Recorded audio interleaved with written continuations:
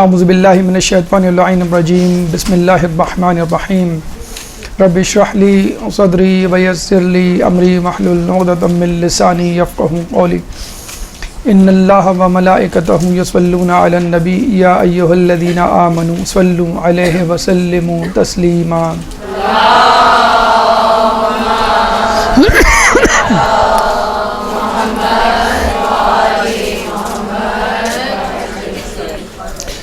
زیارت عراق کے حوالے سے ہماری گفتگو کا سلسلہ جاری ہے، اور اس ضمن میں نجف کے حوالے سے 3 نشستیں اپنے اختتام کو پہنچی، 2 نشستیں، اور آج اس کی تیسری نشست ہے، مجموعی طور پہ 5واں درس۔ لیکن جیسے کہ آپ کو معلوم ہے، ہمارا ارادہ تو نہیں معلوم تھا اتنی تفصیل میں جانے کا، لیکن جیسے جیسے کتابوں کا مطالعہ کیا، ویب سائٹس کھنگالیں اور دیگر ذرائع استعمال کیے، تو پتہ چلا کہ حرم مطہر علوی جو ہے وہ خود ایک پراسرار مقام ہے، ایک ہیبت ناک مقام ہے، ایک روحانی مرکز ہے۔ یہ کسی کو بول دیں جی، ایک درود پڑھ دیں محمد علیہ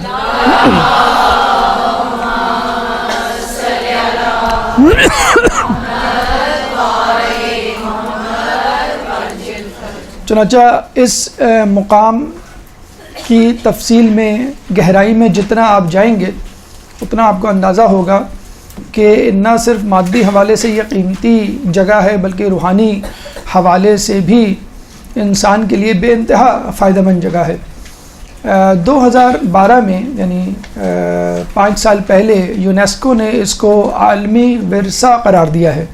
عالمی ورثے کا مطلب یہ ہوتا ہے کہ اگر کوئی چیز تاریخی، کوئی مقام تاریخی حوالے سے بہت زیادہ مشہور ہے اور وہاں پہ ایسے مقامات، ایسی چیزیں، ایسی جگہیں پائی جاتی ہیں کہ جو بہت زیادہ دلچسپی کا باعث ہیں لوگوں کے لیے، فقط دلچسپی کا، مذہبی حوالے سے نہیں، کسی بھی حوالے سے، تو یونیسکو والے اس کو ایک عالمی ورثہ قرار دیتے ہیں، وہاں کی حکومت سے پوری معاونت کرتے ہیں اور اس جگہ کو بچانے کے لیے کوئی دقیقہ فروغ گزاشت نہیں کرتے۔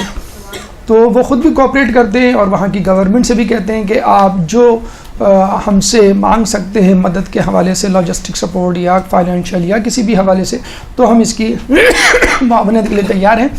لیکن یہ جگہ ایسی ہے، اس قابل ہے کہ اس کو بچایا جائے، اس کو محفوظ رکھا جائے اور اس کو لوگوں کے لیے کھلے عام جو ہے وہ اوپن کیا جاتا ہے کہ لوگ یہاں پہ سیاحت کے لیے آئیں۔ ان کے لیے تو لفظ سیاحت استعمال ہوتا ہے کہ قابل دید جگہ ہے، انٹرسٹنگ جگہ ہے، دلچسپ جگہ ہے، لیکن ہمارے لیے تو ایک روحانی جگہ بھی ہے۔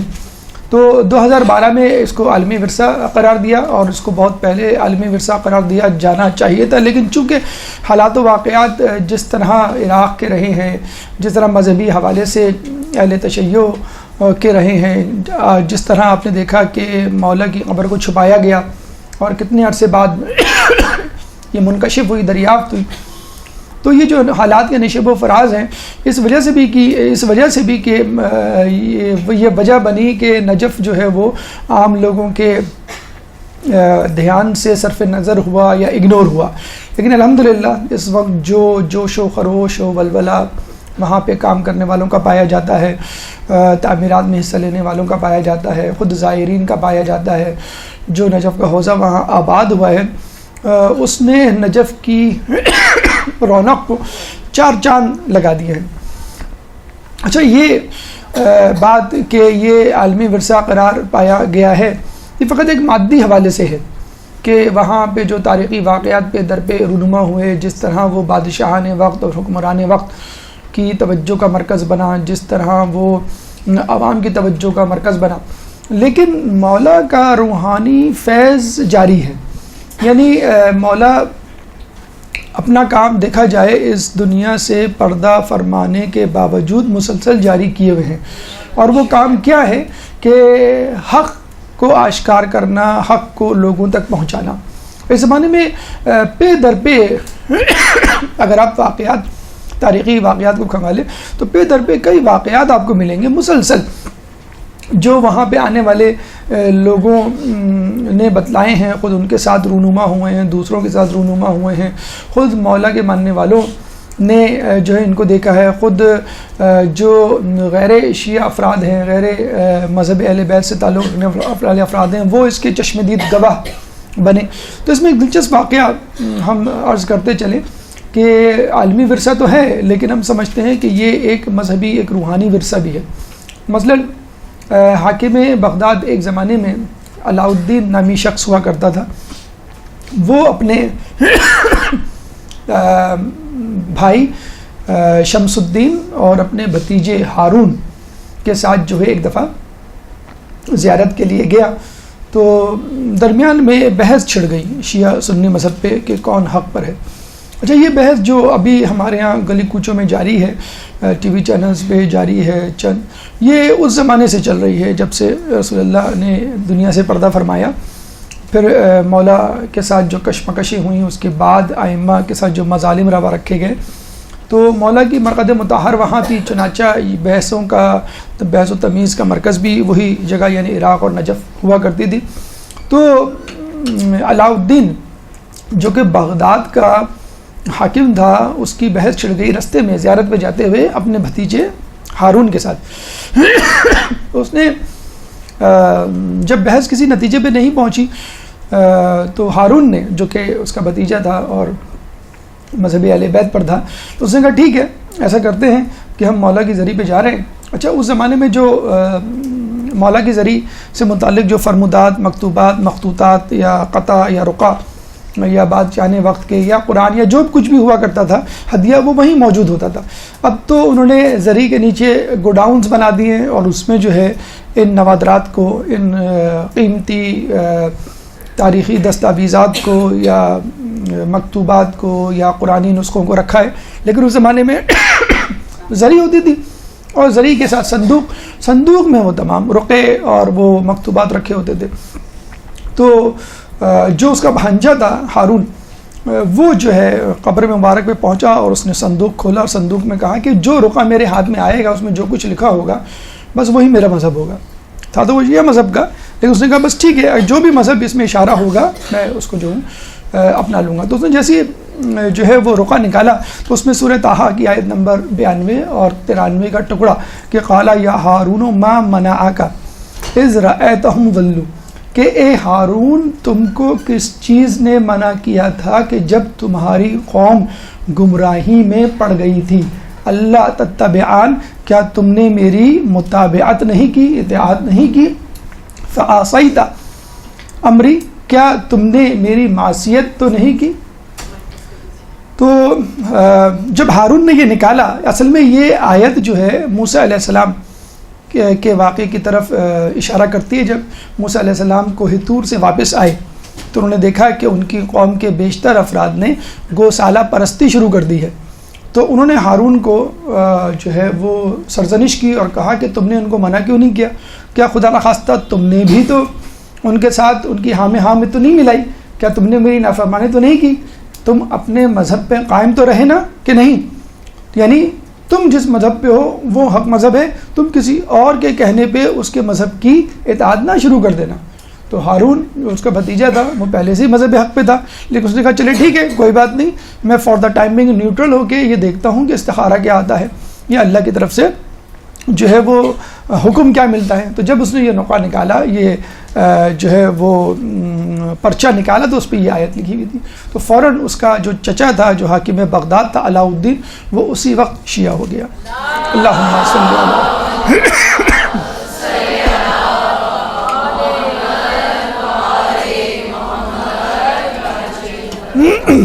تو آپ نے دیکھا کہ ٹھیک ہے، لوگ اس کو عالمی ورثہ قرار دیں، اور مادی حوالے سے، تاریخی حوالے سے ایک بہت بڑی جگہ ہے، بہت واقعات ہیں۔ مطلب اس درس کی تیاری کے حوالے سے صرف فقط حرم امیر المومنین پہ یقین کیجئے ہماری نظر سے 10-15 کتابیں گزری ہیں، یعنی 10-15 کتابیں فقط حرم امیر المومنین، پھر زیارت عراق مطلب کربلا کے حوالے سے، پھر سامرہ، پھر غازوین، اس میں پھر کتنی کتابیں لکھی گئی ہوں گی۔ تو 10-15 کتابیں تو فقط اسی میں ہی آپ جو ہے اگر حرم امیر المومنین پہ چلے جائیں، اور ایک ایک کتاب بعض اوقات اتنی ضخیم اور اتنی تحقیقی ہوتی ہے کہ آدمی پورا اس میں جو ہے وہ اگر لگ جائے تو سال بھر جو ہے وہ گزر جائے۔ تو مولا قصب اپنے فیض سے اپنے زمانے میں بھی کرواتے تھے، اور ان کے اس دنیا سے پردہ کرنے کے باوجود بھی جو ہے ان کا قصب اور فیض جاری ہے، بشرط یہ کہ لینے والا کتنا متوجہ ہے، لینے والا چاہنے والا کتنا جو ہے مولا کی طرف ملتفت ہے۔ ایک درود پڑھ دے محمد والے میں۔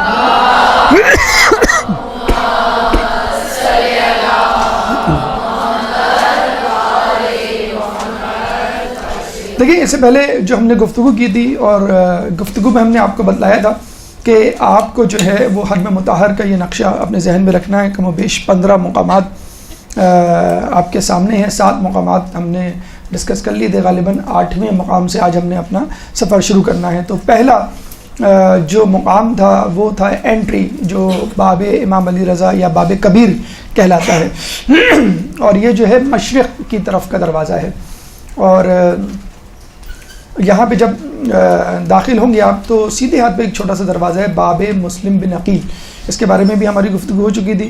پھر تیسرے نمبر پہ مسجد خضرا، اس کا بیک گراؤنڈ اور اس کا ہسٹوریکل پس منظر جو ہے وہ بھی آپ کے سامنے رکھ دیا گیا تھا۔ پھر جو ہے وہ صحن غریبیہ، اس کے بارے میں گفتگو ہو چکی تھی۔ 5ویں نمبر پر باب توسی، باب توس جو شیخ توسی کے نام پر ہے، اور ان کے اس دروازے کے باہر ہی آپ کی قبر مبارک اور آپ کا مکان اور آپ کی لائبریری، آپ کا مدرسہ جہاں پڑھایا کرتے تھے، آج آپ وہیں پر دفن ہیں۔ اس کے اپوزٹ میں ہم نے کہا تھا ایوان علماء، جس میں 12 علماء دفن ہیں، جس میں 2 علماء ملا محمد نراقی اور ملا احمد نراقی، اس کے بارے میں ہم نے آپ کے سامنے ڈسکس کیا تھا۔ 7واں جو نمبر ہے، ہم تھوڑا سا آگے جائیں تو آپ کو ملے گا عمران بن شاہین، آپ نے جو پڑھی ہوگی مسجد، کہ وہ ایک شخص تھا جو کہ اسد الدولہ جو ہے سے بھاگ کر آیا تھا، اور اس نے منت مانی تھی میری جان بچ گئی تو یہاں پہ میں مسجد تعمیر کراؤں گا۔ یہ 7واں ہے، ٹھیک ہے۔ تو اگر ہم یہاں سے سٹارٹ کریں، باب کبیر سے ہم انٹر ہوئے، یہ باب کبیر، باب امام علی رضا یا باب کبیر، باب مسلم بن عقیل، پھر تیسرے نمبر پہ باب مسجد خضرا ہے، پھر جو ہے صحن غریبیہ، 5ویں نمبر پہ باب توسی ہے، 6 نمبر پہ ایوان علماء ہے، اور یہ 7ویں نمبر پہ عمران بن شاہین، ٹھیک ہے۔ ہم باب کبیر میں داخل ہونے کے بعد اینٹی کلاک وائز جا رہے ہیں، ٹھیک ہے، یعنی اپنے دائیں طرف مڑیں گے اور پھر مڑتے چلے جائیں گے، اور جتنے بھی اس میں مراکز، جتنی بھی جگہیں، جتنے بھی باب یا رواق یا مینار یا جو بھی چیز آئے گی اس کو دیکھتے ہوئے چلے جائیں گے۔ پھر ہم پورا چکر کمپلیٹ کریں گے، اور ہم یہاں دوبارہ گھوم کے باب کبیر پہ اینٹی کلاک وائز پورا ایک گھڑی کی طرح، گھڑی کی سوئی کی طرح چکر مکمل کر کے واپس آئیں گے۔ تو 15 تو اسپاٹس اس میں ہی ہیں، تو کم و بیش یہ تو آپ ذہن میں رکھیں۔ اب 15 کے بعد جو ملحقات یعنی جو اٹیچڈ چیزیں ہوں گی اس کا بھی انشاءاللہ آج ہم تذکرہ کریں گے۔ تو انشاءاللہ امید ہے کہ آج ہم حرم اس حد تک مکمل کر لیں گے، لیکن حرم میں موجود اور مدفون علماء وہ رہ جائیں گے، انشاءاللہ وہ کوشش کریں گے کہ ہم اگلی نشست میں مکمل کریں، پھر شاید اس کے بعد ممکن ہوگا کہ ہم حرم سے باہر نکلیں۔ تو ابھی ہم ہنوز دلی دورست، ابھی ہم حرم کے اندر ہی ہیں، ٹھیک ہے۔ تو عمران بن شاہین ہم نے مکمل کر لی تھی، اور اس کے بعد جو ہے وہ ہم 8ویں نمبر پہ جا رہے ہیں، اور وہ ہے مکتبہ حیدریہ۔ مکتبہ حیدریہ جیسا کہ نام سے ظاہر ہے کہ یہ ایک مکتب ہے، یہ ایک لائبریری ہے، اور بہت ہی وسیع و عریض لائبریری ہے۔ اس کے بارے میں کہا جاتا ہے کہ ہزاروں نہیں لاکھوں کتابیں اور مکتوبات، مسودات، مخطوطات اس میں موجود ہیں، یعنی کتابیں تو الگ موجود ہیں، کتابوں کے ساتھ ساتھ جو خطوط لکھے گئے تھے، مثلا کسی بادشاہ نے لکھے تھے، کسی والی کے حوالے سے، مولا کی زری کی تزئین و تعمیر و آرائش کے حوالے سے، یا کسی مذہبی شخصیت مثلا علماء دین کا کوئی خط امپورٹنٹ کسی کے لیے لکھا گیا، تو وہ یہاں پر آپ کو اس مکتبہ حیدریہ میں مل جائے گا، جس کو باقاعدہ ایک لائبریری کی شکل دے دی گئی ہے۔ اور جب آپ جائیں گے انشاءاللہ، یہ ہے دیکھیں مکتبہ حیدریہ، یہ جو 2 ایوان نظر آ رہے ہیں جس پہ بلیک بینر اور ریڈ سے جو کچھ لکھا ہوا ہے، یہ ہے مکتبہ حیدریہ۔ بیسیکلی اب یہ لائبریری بن چکا ہے، یعنی صحن سے متصل ہے، آپ جائیں گے، انٹر ہوں گے تو اندر آپ کو لائبریری، آپ کو معلوم بھی نہیں ہوگا کہ میں کہاں آ گیا، میں کہاں آ گیا۔ یہ دیکھیں، یہ ہے ان سائڈ ویو آف مکتبہ حیدریہ۔ بالکل آپ کو لگ رہا ہے کہ کسی پوش علاقے کی، پوش سٹی کی پوش لائبریری میں آ کے بیٹھ گئے، وہاں اے سی لگا ہوا ہے، ٹیبل چیئر اور شیلف میں کتابیں سجی ہوئی ہیں، آپ مزے سے جائیں، وہاں بیٹھیں، جو کچھ پڑھنا ہے، انٹرنیٹ وہاں پہ موجود ہے، CDs وہاں پہ موجود ہیں، کمپیوٹر وہاں پہ موجود ہے، کتابیں موجود ہیں. سکون سے بیٹھ کے اگر آپ صبح سے بھی جائیں تو رات گئے تک آپ وہاں اسٹڈی کر سکتے ہیں. جیسے کراچی میں یا کراچی سے باہر جو جگہ ہیں مشہور جو سٹی یا بڑے سٹیز ہوتے ہیں جہاں پہ لائبریریز ہوتی ہیں وہ یہاں پر موجود ہے. یہاں پر کتابوں کے علاوہ جو میں نے بتایا کہ تاریخی حوالے سے اہم دستاویزات ہیں وہ موجود ہے. ایک اہم دستاویز کا ذکر کرنا ضروری ہے یہاں پر. نادر شاہ ایران کا بادشاہ تھا اور 13ویں صدی میں یہ برسر اقتدار آیا تھا 200 سالہ صفوی حکومت کے اختتام پر، اور اپنے زمانے کا بہت بڑا بادشاہ تھا.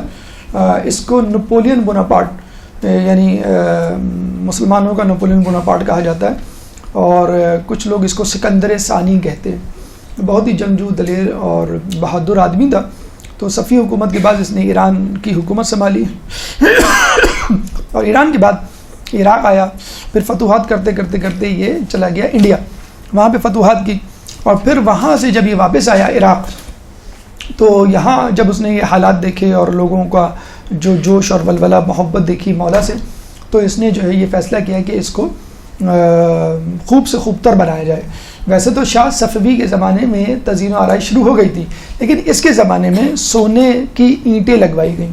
لیکن اس سے بھی جو بڑا کارنامہ ہے نادر شاہ کا وہ یہ کہ اس نے مذہب تشیع سے بہرحال یہ سرفراز تو تھا، معمور تو تھا اس کے نظریات سے. وہاں پہ اس نے جو کہ سلطنت عثمانیہ کے تسلط میں تھا پہلے اس زمانے میں عراق، تو اس نے وہاں اعلان کروایا کہ سلطنت عثمانیہ کو، ان کے حکمرانوں کو، کہ تم لوگ بھی شیعہ مذہب اختیار کر لو. انہوں نے کہا مذہب تو دور کی بات، ہم ان لوگوں کو واجب القتل سمجھتے ہیں، یہ ہمارے نزدیک واجب القتل ہیں، منحرف لوگ ہیں، کافر ہیں. تو وہ بڑا پریشان ہوا کہ یہ کیا، یہاں تو بالکل ہی الٹی گنگا اور عجیب معاملات ہیں. تو اس نے غصے میں آگے پورے عراق کا محاصرہ کر لیا، اور 40 دن تک مختلف شہروں کا محاصرہ کرنے کے بعد عثمانی حکومت نے گھٹنے ٹیک دیے اور یہ کہا کہ ٹھیک ہے آپ جو چاہتے ہیں ہمیں بتلائیں، ہم کن شرائط پر آپ سے مصالحت کریں. میں اس نے کہا کہ جو کم از کم مصالحت ہے وہ یہ ہے، زیادہ زیادہ تو یہ ہے کہ تم لوگ سب شیعہ ہو جاؤ، اگر ٹھیک ہے میں تم کو زبردستی شیعہ کر کے کیا کروں گا، کم سے کم مصالحت یہ ہے کہ تم مذہب جعفریہ یا فقہ جعفریہ کو 5واں فقہ تسلیم کر لو. یعنی آپ کے پاس 4 فقہ موجود ہیں اہل سنت میں، مثلا مالکی ہے، حنبلی ہے، شافعی ہے، حنفی ہے، 5 فقہ ہے نا، فقہ حنفی، فقہ شافعی، فقہ مالکی، فقہ حنبلی. اس نے کہا کہ تم لوگ فقہ جعفری کو 5واں فقہ تسلیم کر لو، جس طرح 4 فقہ ہیں. اگر ایک فقہ ہوتا تو ٹھیک ہے تم لوگ کہہ سکتے تھے کہ بھئی کوئی دوسرے فقہ کی گنجائش ہی نہیں ہے. تو جب 4 فقہ موجود ہیں تو 5واں فقہ بھی اسلامی کا ایک فقہ ہے، اور اس میں زبردستی نہیں کروں گا. تم لوگ ایسا کرو، بیٹھ کے مناظرات، مذاکرہ، مباحثہ جو بھی کرنا ہے وہ کر لو. تو اس نے جو ہے ایران سے شیعہ علماء کو بلوایا اور سلطنت عثمانیہ کو کہا کہ آپ اپنے سنی علماء بھیجیں. تو دونوں علماء کا اس نے کئی دنوں تک مذاکرہ کروایا، مباحثہ کروایا، مناظرہ کروایا، اور پھر وہ اس نتیجے پہ پہنچے کہ ٹھیک ہے ہم سمجھتے ہیں کہ ہمارے 4 جو فقہ ہیں ان میں ایک 5ویں فقہ کا اضافہ ہو سکتا ہے، اور اس کے عقائد کوئی ایسے نہیں ہیں کہ جو اسلام سے بالکل متضاد ہوں یا غلط ہوں جیسا کہ ہم سمجھ رہے تھے. عمومی طور پہ انہوں نے تو شروع میں یہی تاثر دیا، جس طرح آج کل بھی جو ہے وہ ایک الزام لگا دیا جاتا ہے منحرف ہیں، غلو کرتے ہیں یا کافر ہیں وغیرہ وغیرہ. جب انہوں نے ڈسکس کیا اور مطالعہ کیا تو اس نتیجے پہ پہنچے کہ it could be one of the فقہ، ٹھیک ہے 5واں فقہ. تو اس نے باقاعدہ تحریر لکھی، سنی اور شیعہ علماء بیٹھے اور باقاعدہ تحریر لکھ کے اس بات کو انڈورس کیا، ان کی تصدیق کروائی، ان کے سگنیچر کروائے کہ ٹھیک ہے فقہ جعفریہ بھی ہمارا اسلام کا ایک 5واں فقہ ہوگا. اور باقاعدہ طور پہ وہ تحریر لکھی گئی. وہ تحریر آج بھی اس لائبریری جس کا ہم نے تذکرہ کیا ہے حیدریہ لائبریری میں موجود ہے. تو یہ نادر شاہ کی ایک بہت بڑی کاوش ہے، اور ان لوگوں کی آنکھیں کھول دینے کے لیے کافی ہے کہ جو لوگ یہ کہتے ہیں کہ شیعہ فرقہ جو ہے منحرفین کا فرقہ ہے یا جو ہے وہ ضد اسلام عقائد کا حامل ہے، تو وہ یہ اگر رقعہ پڑھ لے تو اس میں بہت چیزیں سمجھ میں آ جائیں گی. جیسے ہم نے آپ کو بتایا کہ یہ کتابوں سے بھرپور لائبریری ہے. کچھ لوگوں نے اس لائبریری کی ترقی اور ترویج کے لیے اپنی ذاتی لائبریری ہبہ کر دی. جیسے ہم آج کل کرتے ہیں، آپ کو کہیں شفٹ ہونا ہے، آپ نے اپنے گھر کی کتابیں جو ہیں کسی مدرسے میں دے دی، مسجد مدرسہ، تو کچھ لوگوں کی ذاتی لائبریریاں جو ہے اس لائبریری کا حصہ ہیں. تو یہ ایک بہت ہیوج قسم کی لائبریری، یوں سمجھ لیجیے ٹاپ 3 ٹاپ 5 لائبریریز میں اس کا نجف میں شمار ہوتا ہے. یہاں پہ ایک تذکرہ ضرور ہم کریں گے بی بی سی کے ایک آرٹیکل کا، 25 دسمبر کو وہ چھپا ہے. آپ چاہیں تو bbc.com/مہاپارا صفدر جنہوں نے لکھا ہے اس کے حوالے سے بہت افسوس کے ساتھ کہنا پڑتا ہے B B C, CNN، Fox اور دیگر جو چینلز ہیں وہ کوئی دقیقہ فروگزاشت نہیں کرتے مسلمانوں کے خلاف زہر اگلنے کے لیے، اور ان کو جو بھی نقطہ مل جائے یا کوئی صلہ مل جائے تنقید کا یا ہنسنے ہنسانے کا وہ اس کو چھوڑتے نہیں ہیں. ان کی حد تک تو ہمیں بات سمجھ میں آتی ہے، لیکن یہ جو مسلمان مبصرین ہیں یا مسلمان صحافی جو بی بی سی اور CNN اور دیگر جگہوں پہ انہوں نے ہائر کیے ہوئے ہیں، ان کی چال ڈھال، ان کا طریقہ، ان کا تبصرہ، ان کے افکار سن کے ہمیں بہت افسوس ہوتا ہے. مہاپارا صفدر نے ایک انٹرنیشنل کاروان کو جوائن کیا اور وہ نجف آئیں، تو انہوں نے پورا آرٹیکل لکھا ہے، آپ آرٹیکل بھی جا کے پڑھ لیے گا، اس وقت موجود ہے وہ. انہوں نے یہ کہا کہ میں نے باب العلم کے شہر میں، یعنی مولا علی کے شہر نجف میں کوئی لائبریری نہیں دیکھی. اتنے افسوس کی بات ہے. باقاعدہ کلیم کیا، یعنی وہ ہنسنا ہنسانا چاہ رہی تھی مسلمانوں کو، تضحیک اسپیشلی تشیع، اہل تشیع پہ ایک طنز کرنا چاہ رہی تھی کہ یہ بڑا بنتے ہیں علم والے اور باب العلم کو اپنا کہنے والے، مدینہ کے شہر کے باب کو اپنا کہنے والے، لیکن جس جگہ مولا علی دفن ہیں کم از کم وہاں لائبریری ہونی چاہیے، تو وہاں لائبریری نہیں ہے. تو یہ مہاپارا صفدر جو ہے یہ کہتے ہوئے حرم سے نکلی، اور اس کے علاوہ بھی بہت زیادہ انہوں نے طنز کیے کہ میرا پردہ ان کو پسند نہیں آیا، میرا اسکارف ان کو صحیح نہیں لگا، تو اسکارف اتار کے مجھے جو ہے ایک باقاعدہ جبہ پہنایا گیا، پوری چادر پہنائی گئی، اور بھی بہت سارے انہوں نے اعتراضات کیے. تو پورے نجف میں مہاپارا صفدر کو لائبریری نظر نہیں آئی. بڑے افسوس کے ساتھ کہنا پڑتا ہے، اگر وہ مکتبہ حیدریہ ہی، حرم سے باہر جانے کی ضرورت ہی نہیں تھی آپ کو. دیکھیں نجف کے بارے میں برملا کہا جاتا ہے، غور سے سنیے گا، نجف میں کوئی سڑک ایسی نہیں کہ جہاں پہ کوئی لائبریری یا کوئی کتابوں کی دکان نہ ہو ہی نہیں سکتا.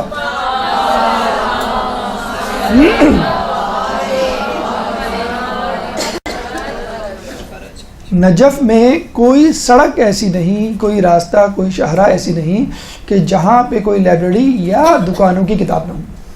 تو وہاں پہ آپ ایسا شخص جو خود تعلیمی یا علمی حوالے سے کوئی سوجھ بوجھ رکھتا ہو، تعلیمی یافتہ ہو، وہ ایسی بات کہے تو بہت افسوس ہوتا ہے. دیکھیے گوروں کی نوکری کرے ہمیں کوئی اعتراض نہیں، مجبوراً کرنی پڑ جاتی، لیکن گوروں کی غلامی نہ کرے. خدا را چند ہزار پاؤنڈ یا چند ہزار ڈالرز کے عوض اپنے ایمان کو نہ بیچے. یہ نہ ہو کہ جو آرٹیکل یا جو کوششیں آپ مسلمانوں پہ ہنسنے کے لیے آج کر رہی ہیں، یہی کوششیں قیامت میں الٹی ہو جائیں اور لوگ اس وقت آپ پر ہنسیں. تو ہم اپنی آواز بی بی سی اور ان کی مبصرہ مہاپارا صفدر کو پہنچانا چاہتے ہیں. اگر وہ سن رہی ہیں تو آئندہ اس طرح کے غیر ذمہ دارانہ بیانات اور کالم یا آرٹیکل سے پرہیز کریں اور لکھنے سے پہلے تحقیق کر لیں. ایک درود پڑھ دیں محمد علی.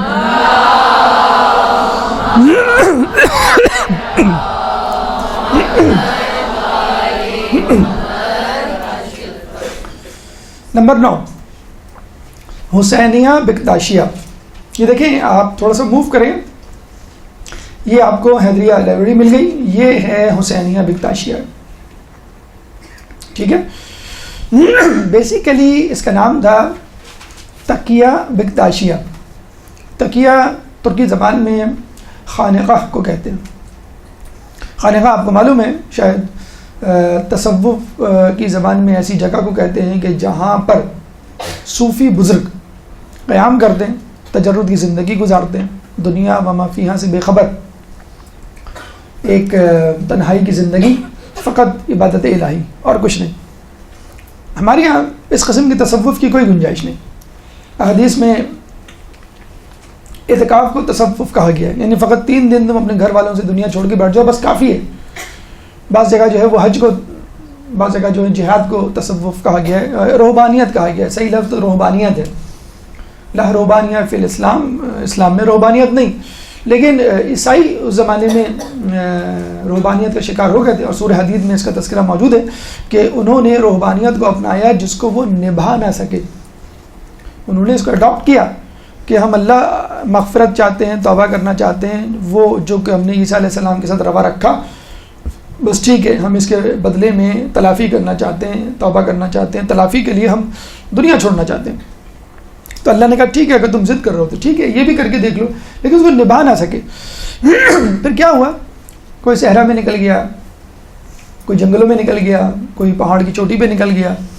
تو آہستہ آہستہ یہ عیسائی جو ہیں وہ نفسیاتی مریض بنتے رہے.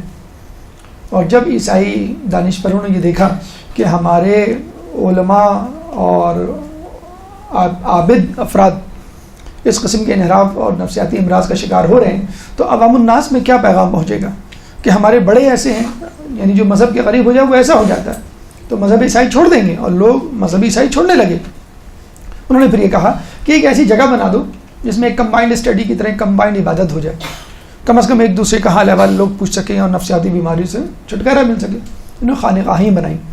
تو مسلمانوں میں بھی ایک فرقہ، جب یہ جنگیں ہو رہی تھیں مولا علی کی اور دیگر لوگوں کے، تو آپ نے نام سنے ہوں گے بہت سارے اولیاء اللہ کے، سفیان ثوری ہے، حسن بصری ہے. انہوں نے باقاعدہ تصوف کی بنیاد رکھی اور اس سلسلے کو آگے بڑھایا. اور پھر اس میں ایسی ایسی خرافات، انحرافات وجود میں آئے کہ الامان والحفیظ کہ لوگ جو ہے وہ اپنے کان پکڑنے لگے کہ اسلام ایسا ہے تو پھر ہمیں ایسا اسلام نہیں چاہیے. تو تقیہ بکتاشیہ شیعوں میں ایک ایسا منحرف گروہ تھا کہ جو اس تصوف کا گرویدہ ہو گیا. یعنی اس کا تصوف یوں سمجھ لیجئے مسلمانوں کے تصوف سے بھی آگے بڑھ گیا تھا. اور کس سے جا کے مل گیا تھا؟ عیسائیوں کی روحانیت سے. تو جس طرح عیسائی 3 خدا پہ یقین رکھتے ہیں، یعنی اللہ پہ یقین اور جبرائیل پہ یقین اور عیسیٰ علیہ السلام پہ یقین، خدا مانتے ہیں کہ یہ 3 خدا ہیں ہمارے، عقیدہ تثلیث جسے کہتے ہیں، ٹرینیٹری. تو انہوں نے کہا کہ یہ جو ہے 3 خدا ہیں عیسائیوں کے، تو ہمارے بھی 3 خدا ہوں گے.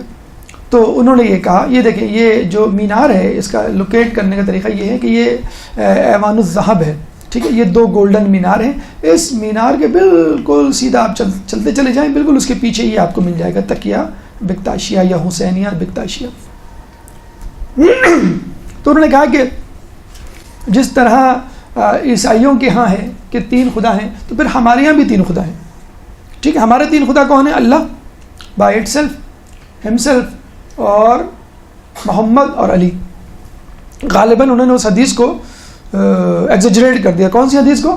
کہ خدا کو کسی نے نہیں پہچانا سوائے میرے اور علی کے، اور مجھے کسی نے نہیں پہچانا سوائے خدا کے اور علی کے، اور علی کو کسی نے نہیں پہچانا سوائے میرے اور خدا کے. انہوں نے کہا کہ بس جو چیز سمجھ میں نہیں آئے وہ خدا ہے. تو انہوں نے جو ہے وہ 1+1+1 3 خدا بنا ڈالے.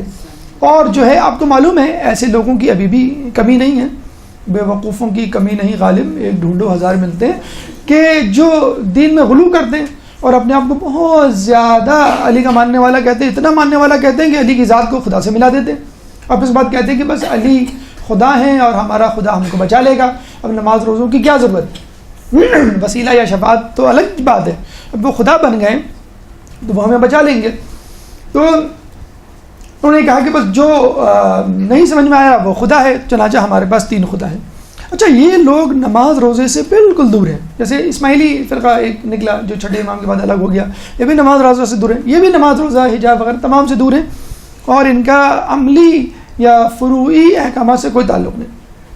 فقط جو عملی مظاہرہ کرتے ہیں اپنے آپ کو شیعہ ظاہر کرنے کا، وہ سال میں 10 دن، سوری ٹو سے ہمارے یہاں بھی کچھ لوگ ایسے ہی کرتے ہیں کہ سال میں 10 دن، پہلی محرم سے 10 محرم تک، تو 10 محرم تک یہ خوب مجلس و ماتم کرتے ہیں. اور ان کے یہاں خاص ماتم ہوتا ہے گج لری ماتم. تو بہت خطرناک، بہت ہی جزے خوار ماتم ہوتا ہے، اور نماز روزے کا کوئی وہ نہیں. اچھا، ان کے یہ ہے کہ اگر کوئی شخص ان کے فرقے میں شامل ہو جائے تو باقاعدہ بہت بڑی دعوت دی جاتی ہے، اور اس دعوت میں کیا سرو کیا جاتا ہے؟ شراب اور پنیر. خیر یہ حیرانی کی بات نہیں، ہمارے یہاں بھی علی کی بوٹی ہے، اگر کبھی جائیں آپ کو بھی مل جائے گی وہ، تو بڑے فخر سے لوگ کھاتے ہیں اور استعمال کرتے ہیں.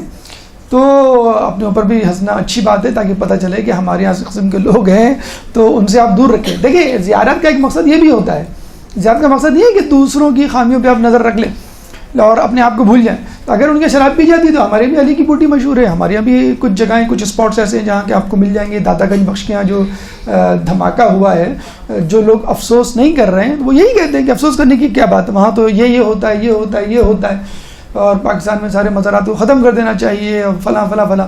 ہم نے کہا آپ نے غالباً مزار دیکھے نہیں ہیں۔ ہم نے کہا ابھی ہم ریسنٹلی عراق سے ہو کے آ رہے ہیں، 10-15 مزار پہ گئے، ہمیں تو وہاں پہ کوئی علی کی بوٹی نظر نہیں آئی، ہمیں تو وہاں پہ کوئی گانا بجانا نظر نہیں آیا، ہمیں وہاں پہ کوئی مکس گیدرنگ نظر نہیں آئی، ہمیں جو ہے وہاں پہ کوئی بدعت نظر نہیں آئی۔ ہم جاتے تھے فوراً وضو خانے میں وضو کرتے تھے، 2 رکعت نماز پڑھتے تھے، زیارت پڑھتے تھے، سورہ فاتحہ توسل کرتے تھے، واپس آ جاتے تھے۔ کوئی ایک چیز آپ نظر آ دیں۔ پھر انہوں نے کہا کہ ہاں آپ صحیح کہہ رہے ہیں کہ مزار ہوں تو پھر ایسے ہونے چاہیے۔ تو ہمارے یہاں جب آپ ایک چیز کو غلط بنا دیں، غلط طریقے اس میں رائج کر دیں اور پھر کہتے ہیں اس کو ہٹا دو یہاں سے، یعنی مسجد میں کل چرس بکنے لگے تو آپ مسجد ختم کر دیں گے کیا؟ خانہ کعبہ میں آج کیا میوزک کے آلات عام نہیں ہو گئے حدیث کے مطابق؟ کہ ایک زمانہ آئے گا لوگوں میں کہ حج بے یا بیت اللہ میں میوزک کے آلات عام ہوں گے، تو آج کیا میوزک نہیں بجتے ہوئے آپ نہیں دیکھتے؟ تو اگر خانہ کعبہ میں شرک شروع ہو جاتا ہے تو خانہ کعبہ ڈھا دیں گے آپ کیا؟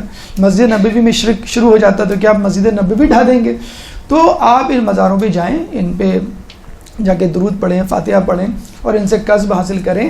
ان مزارات کا مقصد ہی یہی ہوتا ہے، آپ کو مسجد گنبد، مسجد خضرا یا رسول اللہ کی مسجد نبوی کا سبز گنبد دکھایا جائے اور تھوڑی دیر بعد پھر ایفل ٹاور دکھایا جائے، تو کس کو دیکھ کے آپ کی حرارت ایمانی میں اضافہ ہوگا؟ ایفل ٹاور آپ دیکھیں گے، خوشی خوشی دیکھیں گے، ٹھیک ہے، آپ کی آنکھیں جو ہیں وہ خیرہ ہوں گی، لیکن یہ حرارت ایمانی میں تو اضافہ نہیں ہوگا بالکل بھی۔ جو سبز گنبد دیکھ کے جو حرارت ایمانی میں، کربلا کا آپ جو ہے وہ حرم دیکھ لیں، مولا کا، امام علی کا حرم دیکھ لیں، اس میں جو، تو بس یہی کیوں رسول اللہ نے کہا اللہم صلی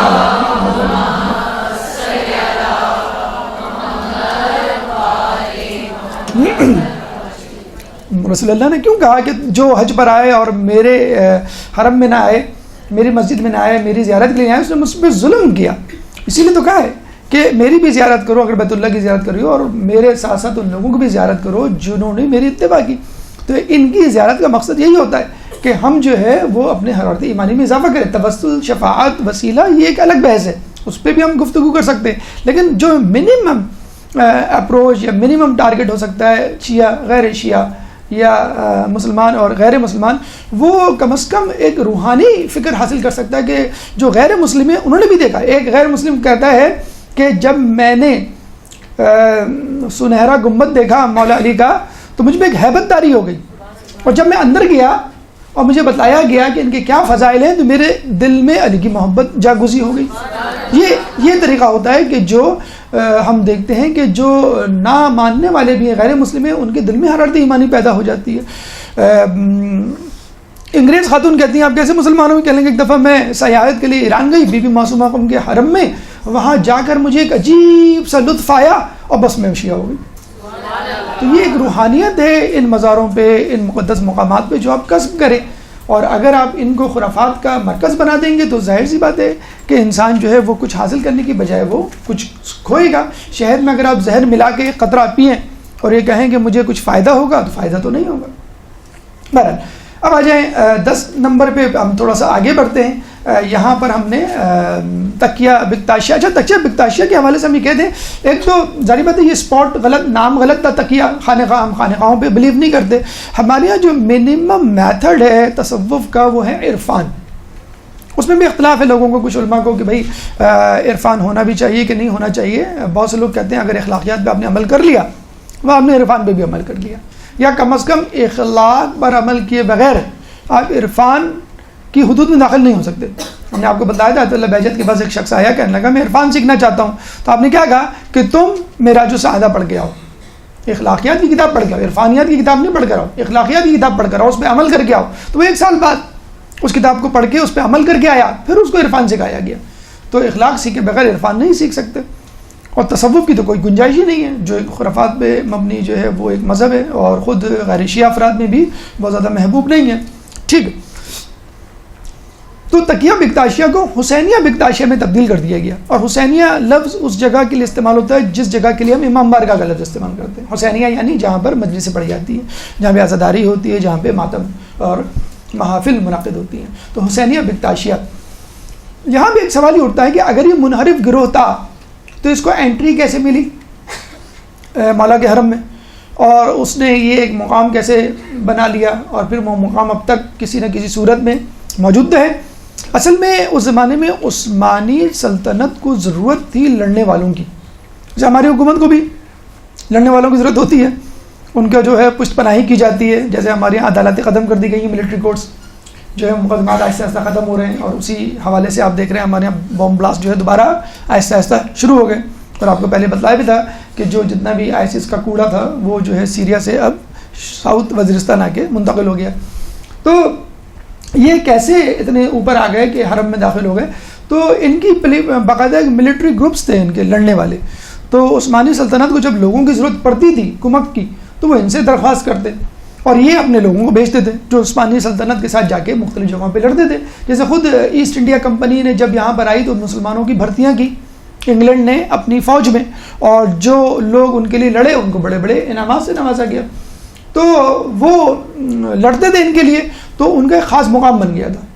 تو باقاعدہ یہ جو تکیہ بکتاشیہ حاجی بکتاش بیسیکلی ایک شخص تھا جس نے یہ اس فرقے کی بنیاد رکھی تھی، تو لوگوں میں ایک ان کا گروہ اور ہیبت پھیلتی چلی گئی، اور ان کو حکومتی سطح پر جو ہے مراعات دینی لوگوں نے شروع کر دی۔ پھر وہ یہاں کر آباد ہو گئے۔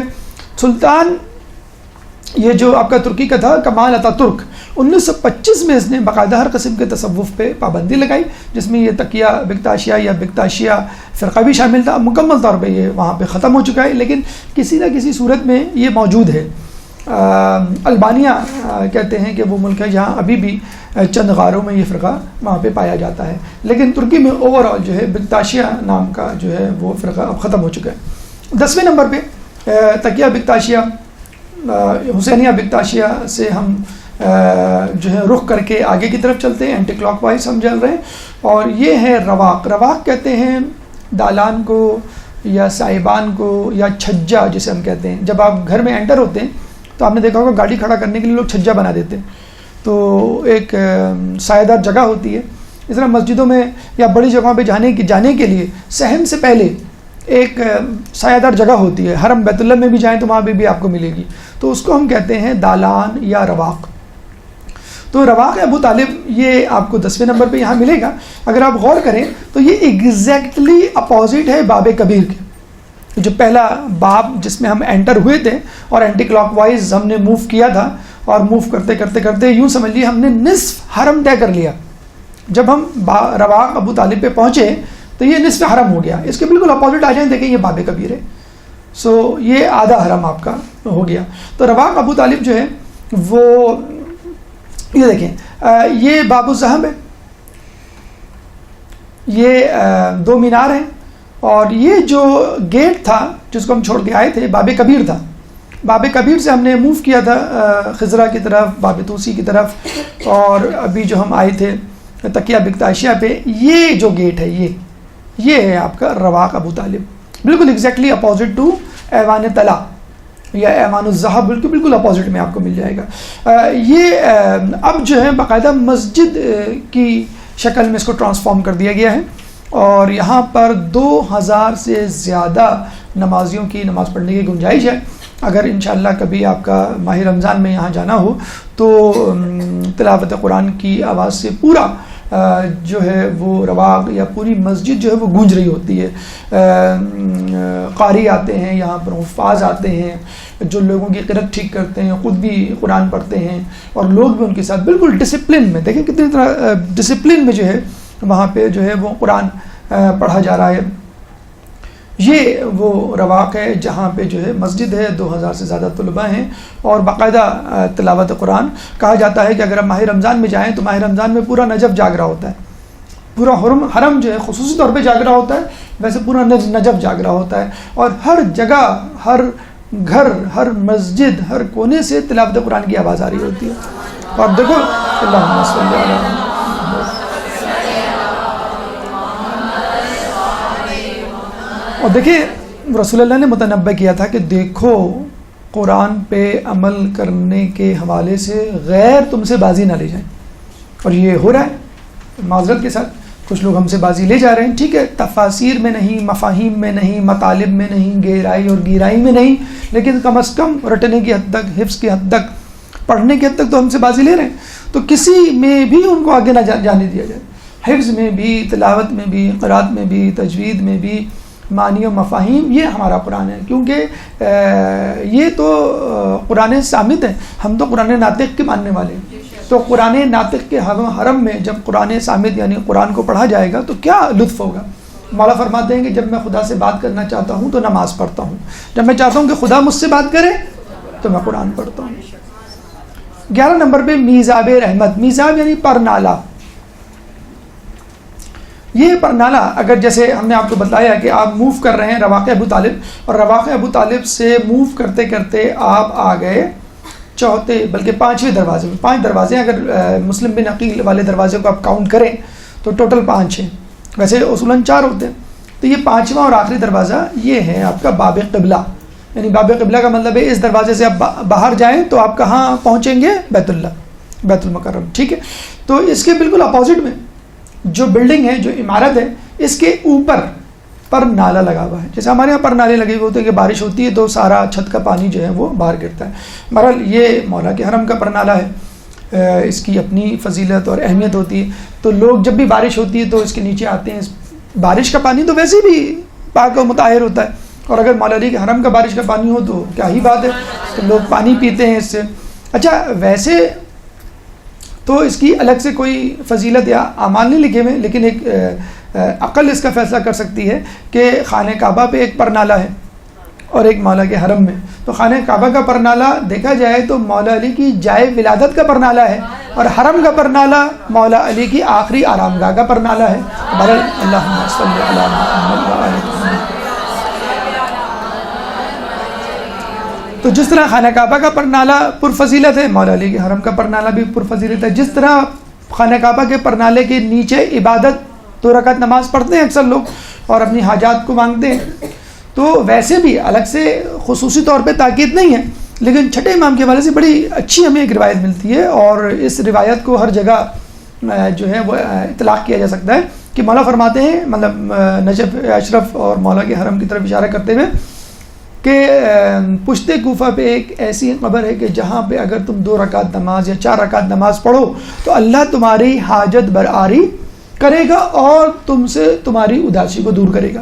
یعنی ہو ہی نہیں سکتا کہ تم مولا کے حرم میں مولا کے قبر کے آس پاس نماز پڑھو 2 رکعت یا 4 رکعت اور اللہ تمہاری اداسی کو دور نہ کر دے یا اللہ تمہاری حاجت کو پورا نہ کرے. یہ نہیں ہو سکتا. تو جب بھی آپ جائیں پرنالے کو دیکھیں اور خانہ کعبہ کے پرنالے کو یاد کر رہے ہیں، مولا کی پہلی جو ہے وہ رہائش یا مسکن یا جائے ولادت کو یاد کریں اور پھر اس کو نسبت دیں مولا کے حرم کی طرف اور یہاں پہ 2 رکعت نماز پڑھیں. اب آ جائیں باب قبلہ. جیسے ہم نے بتایا کہ یہ جو ابھی ہم نے پرنالہ جس کو ہم نے ڈسکس کیا، اس کے بالکل اپوزٹ میں، پرنالے کے بالکل اپوزٹ میں آپ دیکھیں گے تو یہ باب ہے، باب قبلہ، یعنی جس کی طرف آپ رخ کر کے نماز پڑھتے ہیں. کہتے ہیں ایک زمانے میں باب قبلہ اور یہ گنبد، اس کے درمیان میں حاکم وقت شبلی ایک ہوا کرتا تھا، اس کی بیٹی نے، شہزادی نے ایک بہت بڑا حوض بنایا تھا. تو عین ظہر کے وقت گنبد کا عکس اس حوض میں نظر آتا تھا اور بہت ہی خوبصورت منظر ہوا کرتا تھا، جس کو دیکھنے کے لیے لوگ دور دور سے آیا کرتے تھے فقط اس عکس کو دیکھنے کے لیے، گنبد، سنہری گنبد کے عکس کو اس پانی میں دیکھنے کے لیے. تو ایک انگریز سیاح لافٹ نے بھی اس کا بڑا تذکرہ کیا ہے کہ میں اس سنہری گنبد کے عکس کو اس حوض میں دیکھنے کے لیے وہاں گیا، اور جب وہاں گیا تو میری آنکھیں خیرہ ہو گئی. تو ہر شخص نے اپنی اپنی استطاعت اور اپنے اپنے حسن جمال کے حوالے سے مولا کو جو ہے وہ نذرانِ عقیدت پیش کیا ہے. یہ دیکھیں، اگر آپ باب قبلہ ہیں، باب قبلہ سے آپ اندر داخل ہوں گے تو یہ جو ہے آپ کا میزاب رحمت ہوگا.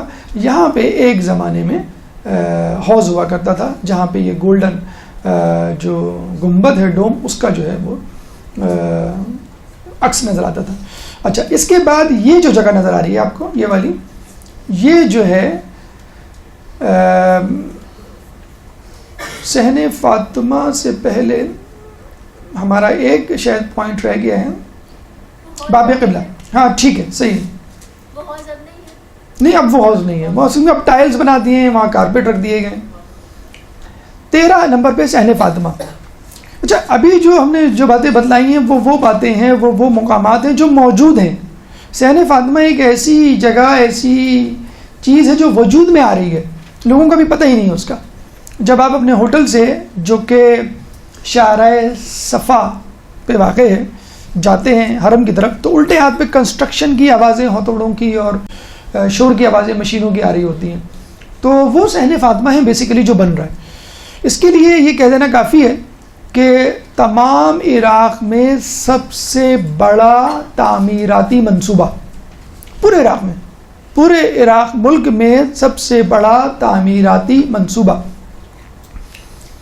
جس میں لجنہ جسے کہتے ہیں، یہ ایک جماعت ہے 4 مراجعین. لجنہ عربی میں کہتے ہیں گروہ یا گروپ کو. یہ جو 4 مراجعین ہیں ان کا جو گروپ ہے اس نے وہ بنائی ہے، جو لوگوں کی تعلیمی خدمات بھی انجام دے رہی ہے. وہاں پہ جو ایگزام ہوتا ہے، جس کو ایگزام کو پاس کرنے کے بعد آپ کو مشاہرہ ملتا ہے، اسکالرشپ ملتا ہے ہیوج قسم کا. پھر آپ وہاں پہ رہتے ہیں اسی اسکالرشپ کی بنیاد پر، جس کی اماؤنٹ 40 سے 50 ہزار تک چلی گئی ہے. اب 40 to 50,000 پاکستانی روپیز جو ہے اس ایگزام کو پاس کرنے کے بعد آپ وہاں پہ بطور اسٹوڈنٹ رہ سکتے ہیں. لجنہ یہ 4 علماء اکرام ہیں مراجعین، انہوں نے بنایا ہے. اچھا تو ان کی ایک اتباعت مقدسات عالیہ ایک الگ ایک گروپ بن گیا ہے کہ جو تعمیرات مقدسہ میں حصہ لیتا ہے. تو اس نے باقاعدہ اپنی خدمات فری آف کاسٹ پیش کی ہیں. کس کو؟ وقف دیوان شیعی. یعنی ہم نے آپ کو بتایا تھا ابھی اوقاف کے ذمے نہیں ہے، بلکہ وقف دیوانی شیعی، یعنی شیعہ حضرات اس کمیٹی کو چلا رہے ہیں، اس پورے حرم کو. تو لجنہ کمیٹی نے کہا ہے کہ ہم آپ کو افراد دیں گے اور جتنا بھی ہو سکے گا ہم مالی اور افرادی تعاون کریں گے. ہم چاہتے ہیں کہ یہ پروجیکٹ جلد از جلد مکمل ہو. تو یہ خود ایک عجیب چیز بننے جا رہا ہے. اور جو لوگ وہاں جاتے ہیں ایران یا عراق، تو اکثر آپ نے دیکھا ہوگا وہ دبئی آ کے 1-2 دن دبئی میں گزارتے ہیں، تھوڑا سا دبئی گھوم لیں، اسٹاپ اوور دبئی کا لیتے ہیں. اور کچھ لوگ برا بھی بناتے ہیں، کچھ لوگ کہتے ہیں بھئی ہم ناجائز تو نہیں کر رہے ہیں، کیا ہیں بچے ضد کر رہے تھے، کیا کریں، تھوڑا بہت ان کو دنیا بھی دکھانا ہوتا ہے. تو ایک تو وجہ یہ ہے کہ انٹرٹینمنٹ لوگوں کو دی جائے. دوسری وجہ یہ ہے کہ تاریخ میں آج تک اتنے زیادہ طلاب اکرام اور اتنے زیادہ زائرین کی تعداد عراقیوں نے نہیں دیکھی. روئے زمین عراق پر اتنی تعداد کبھی بھی زائرین کی کبھی نہیں آئی. یہ بالکل جسے کہتے ہیں کہ مولا بلکہ آدم علیہ السلام کے زمانے سے لے کے اب تک، اور مشین انشاءاللہ اس میں مزید اضافہ ہوگا نہ. طلاب اکرام اتنی صرف 2,500 تو پاکستانی اسٹوڈنٹ ہیں. تو عراق کے، ایران کے، انڈیا کے اور یورپ کے کتنے اسٹوڈنٹ ہوں گے؟ صرف 2,500 تو پاکستانی ہیں. اور مسلسل جو ان میں اب تو اردو بولنے والے آپ کو ہر دوسری تیسری دکان پہ مل جائیں گے. وہاں پہ اردو پیچھے مڑ کے دیکھیں تو کوئی آدمی اردو بول رہا ہوتا ہے، اور اکثر سائن بورڈز بھی آپ کو اردو میں لکھے ہوئے مل جائیں گے. تو طلاب اکرام زائرین کی تعداد اتنی زیادہ تعداد کبھی بھی نہیں دیکھی گئی ہے. تو اب ان کو یہ فکر ہے کہ لوگ حرم آتے ہیں تو ایک سفوکیشن کا ماحول ہو جاتا ہے. اچھا کچھ لوگ حرم کی چیزوں کو دیکھ کے بیٹھ جاتے ہیں، اب کیا کریں، ہوٹل جائیں گے، ہوٹل دور ہے، واپس آنا مشکل ہوگا، چلو یہیں بیٹھ جاتے ہیں. 4 گھنٹے 6 گھنٹے کوئی لیٹ رہا ہوتا ہے، کوئی ریسٹ کر رہا ہوتا ہے، کوئی جمائی لے رہا ہوتا ہے. تو انہوں نے کہا کوئی ایسی جگہ بن رہی ہے ریکریشنل اسپیس کہ جہاں جو ہے وہ روحانیت بھی ہو اور لوگ تھوڑا سا سستا بھی لیں، آرام بھی کر لیں. کم از کم جو انفلکس ہے، لوگ تو دھڑا دھڑا انٹر ہو رہے ہوتے ہیں نا، وہ زیارت کر رہے ہوتے ہیں، گھوم رہے ہوتے ہیں. کچھ لوگ زیارت کر کے آپ نے دیکھا ہوگا بالکل جس طرح پارک میں بیٹھے ہوئے ہیں اس طرح صحن میں بیٹھے ہوئے ہوتے ہیں. تو یہ 2 چیزیں اور بھی اس کے وہ ہیں مقاصد. مثلا آپ کو ہم نے بتلایا تھا کہ یہ جو زری ہے اس کے نیچے 4 گوڈاؤن ہیں، اور یہ بھی بتلایا تھا آپ کو کہ ایک گودام میں ایک نادر چیز اگر ایک نادر چیز کا ایک ٹکڑا بیچا جائے تو کربلا سے نجف تک پوری ایک شاہراہ بن سکتی ہے. بتلایا تھا آپ کو، ٹھیک ہے. تو یہ جتنے بھی نوادرات، کتنی تو تلواریں ہیں، یعنی مولا علی کے زمانے سے لے کر اب تک جتنے بادشاہ ہیں عموماً اپنی تلواریں ہدیہ کر کے جاتے ہیں. یہ میری طرف سے، یہ میری طرف سے، یہ میری طرف سے، یعنی یوں سمجھ لیے علی سے صلح کر لی میں نے. تو پھر رقعات ہیں، پھر مکتوبات ہیں، پھر ہیرے جواہرات ہیں. یہ جو آپ کا کوہ نور ہیرا ایک زمانے میں یہیں پر موجود تھا. یہاں سے کیا مغلوں کے بعد مغلوں سے انگلینڈ گورے اٹھا کے لے گئے، اب جو ہے وہ ملکہ برطانیہ کے تاج میں لگا ہوا ہے، سجا ہوا ہے، مقدمہ تو دائر کیا ہوا ہے ہم نے، تو وہ یہی ہم سے کہہ رہے ہیں کہ پہلے کشمیر تو لے لو، تو ہم تمہیں یہ کوئی ہیرا بھی دے دیں گے۔ بہرحال تو ان لوگوں کو دیکھتے ہوئے انہوں نے یہ بنایا صحن مطہر۔ صحن مطہر جو ہے جس کی کنسٹرکشن بہت جاری ہے، پوری بلڈنگ ہے، اور آپ کو یہ سن کے دیکھیں، آپ یہ دیکھیں یہ کتنا بڑا ہے، یہ مولا علی کا حرم ہے، یہ ہے مولا علی کا حرم، دیٹس اٹ، ٹھیک ہے۔ اس کے بعد یہ پورا ٹرائنگل جو چل رہا ہے ٹل دا اینڈ 3 گنا بڑا ہے یہ مولا کے حرم سے۔ صحن فاطمہ یا دامن فاطمہ اتنا وسیع نہیں ہوگا تو کتنا ہوگا، ہونا بھی چاہیے۔ اللہم صلی اللہ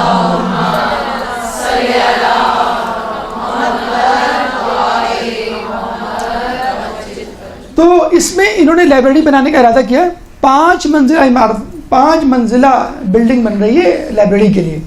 تو Mahpara Safdar if you are listening to us please be attentive, آپ کے لیے ہم نے ایک اور لائبریری 4-5 منزلہ بنا رہے ہیں، اگر آپ چاہیں تو وہاں چلی جائیں، تو آپ کو پڑھنا ہے، آپ اوپر جا کے 5 منزلہ بنا، ٹھیک ہے۔ 4 منزلہ ایک عجائب گھر بن رہا ہے۔ عجائب گھر میں جیسے ہم نے بتایا وہ نوادرات جو گوڈاؤنز اور اس میں رکھے ہوئے ہیں، خلطیں ہیں، ہیرے جواہرات ہیں، پتہ نہیں کیا کیا، کچھ تو واقعی پریشیس ہیں، یعنی ان کو آپ تول کے اور جوہریوں کو دکھا کر بیچیں تو بہت قیمتی، لیکن ایک نسبت ہوتی ہے، فلاں بادشاہ فلاں خاندان، یعنی نادر شاہ کے خاندان کا اس وقت کوئی شخص ہو صاحب حیثیت، وہ تو لاکھوں کروڑوں میں وہ چیز خرید لے، لیکن بہرحال اس کی حفاظت کی بھی ہے۔ لیکن اس کے باوجود بتلا دیں کہ کتنی چیزیں ضائع ہو چکی ہیں۔ عبد الوہاب نے تقریباً 3 حملے کیے تھے، ایک حملے میں 12,000 افراد کو شہید کیا تھا، فقط 12 ایک حملے میں، تو کتنے اس کے علاوہ بھی یہاں پہ جھڑپیں اور جنگیں جاری رہی ہیں۔ اور یہ مشہور جگہ کون سی، حرم علوی، کہ جس کو پناہ لینی ہو وہ اس حرم میں آ کے بیٹھ جاتا تھا اور وہ محفوظ ہے۔ بیت اللہ کے بارے میں کہا جاتا ہے کہ اگر کوئی وہاں قاتل بھی چلا جائے تو لوگ اس کو پکڑ نہیں سکتے جب تک وہ باہر نہ نکلے۔ تو حرم علی کی بھی ایک عجیب بات ہے کہ جگہ ہوتی تھی تو اس کے آس پاس ہی ہوتی تھی، اور ہارنے والا شکست کھانے والا جو ہے اندر جا کے بیٹھ جایا کرتا تھا۔ مقتدی صدر پہ جب حملے ہوئے تھے، امریکیوں نے جب حملے کیے تو مقتدی صدر اندر ہی تھے، حرم میں تھے، اور الحمدللہ محفوظ رہے۔ آغا سستانی کو جب پتہ چلا کہ فوراً دورہ جو ہے اپنا غیر ملکی کینسل کر کے واپس آئے، اور پیدل پاؤں پہ چلتے ہوئے وہ حرم مقدس میں اندر داخل ہوئے، اور مقتدی صدر کو اپنے ہاتھ سے پکڑ کر ان کو باہر نکالا، کسی نے چو چرا نہیں کی، اور بالکل باحفاظت جو ہے وہ باہر نکلا ہے۔ تو اتنی بڑی پناہ گاہ ہے کہ جو اس میں داخل ہو گیا اس نے جو ہے وہ حفظ و امان اس کو مل گئی۔ تو آپ نے دیکھا 3 گنا بڑا۔ اچھا اگر آپ تھوڑا سا دقت کریں تو دس از دا سینٹر آف نجف، یہ نجف کا سینٹر ہے۔ اچھا یہاں سے لے کر آپ نے جیسے نجف کے باب سے آپ باہر نکلے، ٹھیک ہے، تو یہ صحن فاطمہ میں داخل ہوئے، داخل ہوتے ہوتے یہ فرض کر لیں اب آپ کو باہر جانا ہے، کہاں، صحن فاطمہ سے باہر، اب آپ اتنا فاصلہ طے کر چکے ہیں، تو اب آپ واپس جائیں گے تو کتنا ٹائم لگے گا آپ کو؟ تو جب آپ اس صحن فاطمہ کے گیٹ سے باہر نکلیں گے تو آپ کو معلوم ہے آپ کہاں نکلیں گے، نجف سے باہر، یہ اینڈ ہے نجف کا، صحن فاطمہ کا جو ایگزٹ ہے that is the and of Najaf. تو یہ حرم سے لے کر صحن فاطمہ کا جو ایگزٹ ہے یہ ریڈیس ہے، ٹھیک ہے، سینٹر آف حرم سے لے کر اینڈ آف باب صحن۔ اب اس ریڈیس میں آپ پرکار گھما لیں، دس از دا اوریجنل نجف، یہ پورا اوریجنل نجف تھا۔ یہ جو صحن فاطمہ ہے دیکھیں، یہ سڑک کہلاتی ہے شاہراہ صفا، کیوں کہ اس کے اینڈ پر صفا یمانی نامی شخص کا مزار ہے، یہاں پر، یہ اس جگہ، ٹھیک ہے۔ جب آپ جائیں گے یہاں پر، اور انشاءاللہ اس سڑک کی نشانی ہے کہ اس سڑک کے رائٹ سائڈ پر ہوٹلز ہیں بہت سارے، یہاں پہ ہمارا قیام بھی تھا یہاں کے ایک ہوٹل میں، سب بہت سارے ہوٹلز ہیں، ٹھیک ہے۔ اپنے ہوٹل سے آپ جا رہے ہیں حرم کی طرف تو رائٹ سائڈ پہ سارے ہوٹلز پڑیں گے، اور الٹے ہاتھ پہ صحن فاطمہ، آپ کو آوازیں آ رہی ہوں گی وہاں پہ کنسٹرکشن کی، ٹھیک ہے۔ یہ کون سی سڑک ہے، شاہراہ صفا۔ یہ دوسری طرف فرض کر لیں آپ یہاں سے آ رہے ہیں، یہ سڑک کہلاتی ہے شاہراہ امام زین العابدین، ٹھیک ہے، چوتھے امام کے نام پر، اللہم صلی اللہ علیہ وسلم۔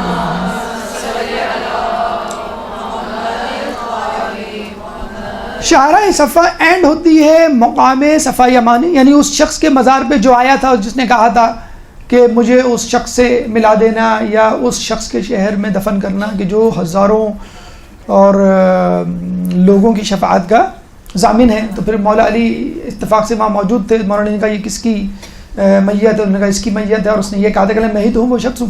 اس کو پھر یہیں دفنایا گیا. اور 14 امام اس جگہ جو ہے حصہ اس جگہ آ کے قیام کرتے تھے. اب یہ 2 زیارتیں اب بن رہی ہیں, ابھی بھی انڈر کنسٹرکشن ہے. جیسے آپ کو بتایا تھا کہ اب تک تو یہ جنگ و جدل کا مرکز رہا ہے, لوگوں کو ہوش ہی کا. جب آپ گھر سے نکلتے ہیں تو امپورٹنٹ چیزیں لے کے نکلتے ہیں نا, پاسپورٹ لے کے, ڈاکیومنٹس لے کے, جواہرات, بینک بیلنس تھوڑا سا. تو اب لوگوں کو ہوش آ رہا ہے کہ جو چھوٹی چھوٹی زیارتیں ہیں وہ وجود میں آ رہی ہیں, لوگوں کو پتہ چل رہا ہے. تو یہ جو سڑک ہے صفا یمانی صحن فاطمہ, یعنی اگر آپ حرم کی طرف جا رہے ہیں تو سیدھے ہاتھ پر حویش نامی محلہ پڑے گا, اور الٹے ہاتھ پہ یعنی امام زین العابدین کی جو شاہراہ ہے یہ والی, اس کے ساتھ جو جگہ ہے وہ عمارہ ہے. تو ان دونوں محلوں کو اور پلس 2 الگ محلوں کو ملا کے یہ ہے پورا نجف. ٹھیک ہے, یعنی حرم فاطمہ, حرم علی کے ساتھ جو صحن فاطمہ ہے اس کے سیدھے ہاتھ پہ حویش, الٹے ہاتھ پہ عمارہ. یہاں پہ آپ چلے جائیں تو یہاں پر آپ کو براق, اور یہاں پہ جو ہے وہ چوتھا محلہ. ٹوٹل یہ 4 آپ کو جو ہے وہ محلے ملیں گے, اور یہ پورا ریڈیس ملا کے پرانا نجف کہلاتا ہے.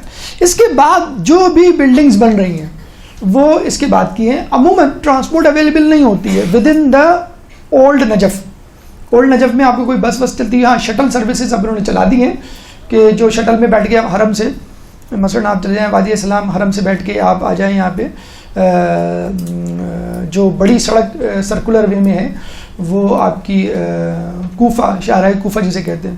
اچھا, اس کا سسٹم اگر آپ دیکھیں نا غور سے تو یہ انگلینڈ امریکہ والا سسٹم ہے. انگلینڈ امریکہ میں آپ نے شاید سنا ہوگا یا دیکھا ہوگا, سرکولر سڑکیں ہوتی ہیں وہاں پہ, لوپس ہوتے ہیں سڑکوں کے, ٹرینز کے اور بسوں کے, اور وہ اس طرح گھومتی ہیں اور وہ سرکلز چھوٹے سے چھوٹے ہوتے چلے جاتے ہیں. تو اسی طرح ایگزیکٹلی یہ جو پرانا نجف ہے اگر آپ گھومیں کم و بیش سرکل میں بنا ہوا ہے, یعنی مستطیل تو ہے لیکن اب جو یہ سڑک جو بنائی گئی ہے وہ پورا ایک مربع یا سرکل ایک لیا ہوا ہے کہ جس میں پوری وہ مین شاہراہ جو ہے وہ موو کرتی ہے.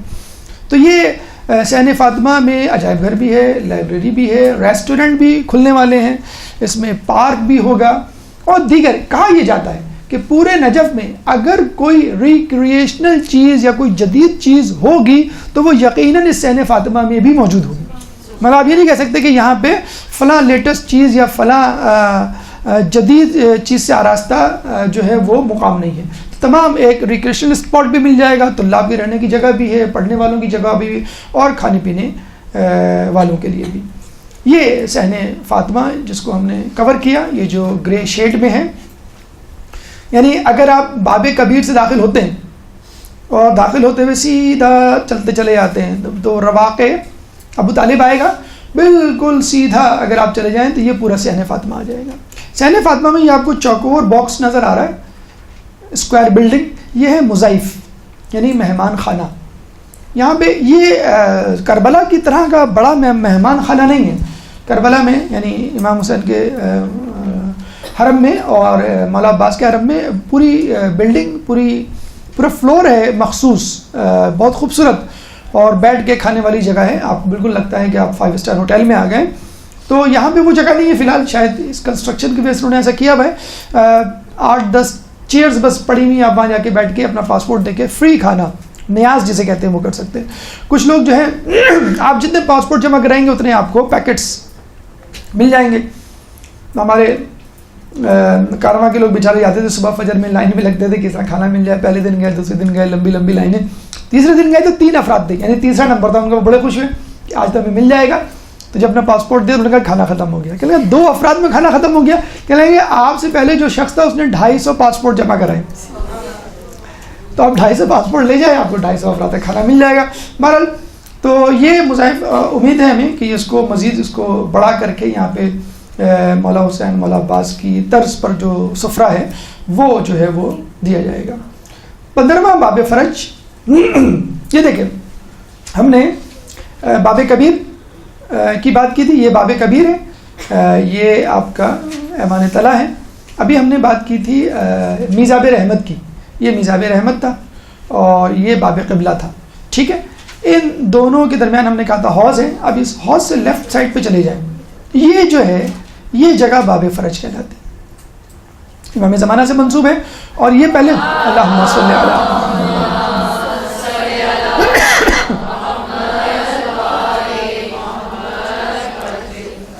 یہ امام کے مقام, امام زمانہ کے مقام کے بالکل اپوزٹ واقع ہے. پہلے ایک حجرہ تھا جس میں ایک گیٹ نکال کر اس کو باقاعدہ باب فرج کا نام دے دیا گیا ہے. یہ آپ کے 15 اسپاٹس اس پکچر کے حوالے سے اپنے اختتام کو پہنچے, لیکن جیسے کہ ہم نے بتایا آپ کو, عبرت لینے والی آنکھیں اور چشم معرفت جو ہے انسان اگر کھلی رکھے تو بہت ساری چیزیں نظر آتی ہیں. تو مزید جو چیزیں ہیں ان کو بھی دیکھتے چلیں. مثلا مسجد راس, یہ جو باب ابو طالب تھا, رواق ابو طالب, اس سے پہلے مسجد راس پڑتی ہے.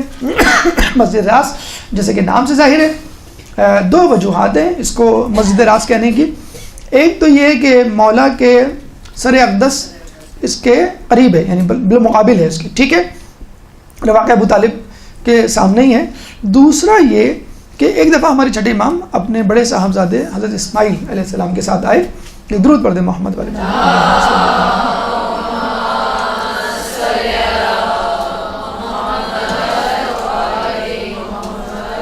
اور یہاں کھڑے ہو کے انہوں نے پہلے زیارت امیر المومنین پڑھی اور جناب اسماعیل نے بھی پڑھی.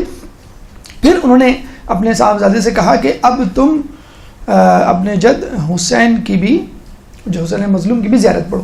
تو وہ بڑے حیران ہوئے کہ حسین تو یہاں نہیں ہے, ان کا جو حرم ہے وہ تو کربلا میں ہے. تو انہوں نے کہا کہ شام جاتے ہوئے ہمارے ایک محب نے سر اقدس حسین کو یہاں دفن کر دیا تھا.